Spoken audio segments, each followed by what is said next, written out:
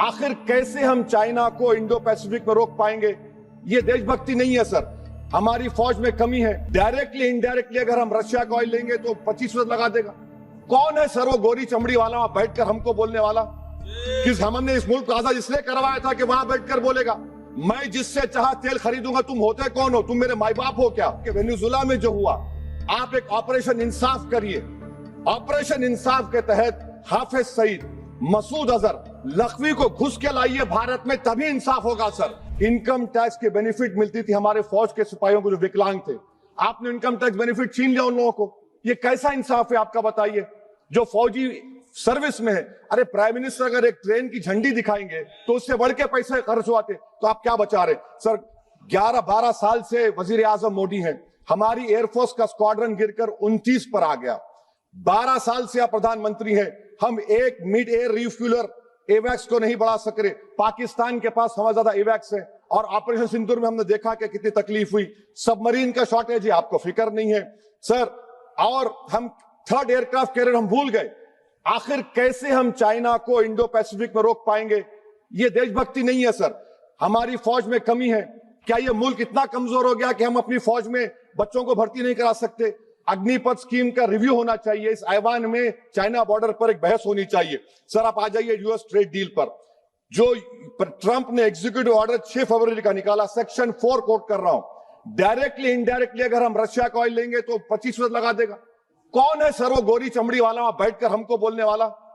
किस हमने इस मुल्क को आजाद इसलिए करवाया था कि वहां बैठकर बोलेगा मैं जिससे चाह तेल खरीदूंगा। तुम होते कौन हो? तुम मेरे माई बाप हो क्या?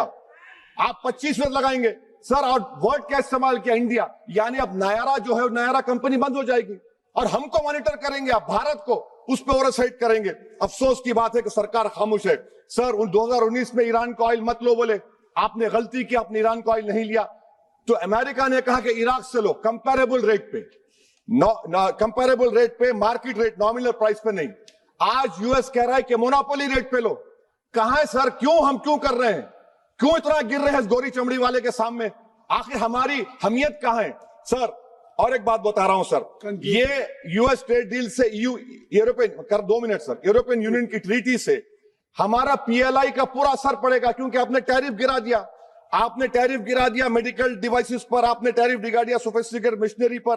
तो यूएस इंडस्ट्रियल गुड्स आएंगे तो डी-इंडस्ट्रियलाइजेशन का खतरा है इस मुल्क में sir. You are we signing a free trade agreement और a force purchase order. Sir Bangladesh से यूएस ने कह दिया कि हमसे कॉटन खरीदो, 0 टैरिफ। सर भिवंडी, मालेगांव, बनारस के पावरलूम का क्या होगा? 70% रॉ कॉटन हम देते हैं बांग्लादेश को सर। एमएचए का बजट 5.7 बढ़ गया, डिफेंस का 15.99। मैं सरकार से मुतालबा करता हूं कि वेनेजुएला में जो हुआ, आप एक ऑपरेशन इंसाफ करिए। ऑपरेशन इंसाफ के तहत हाफिज सईद, मसूद अजहर, लखवी को घुस के लाइए भारत में, तभी इंसाफ होगा सर।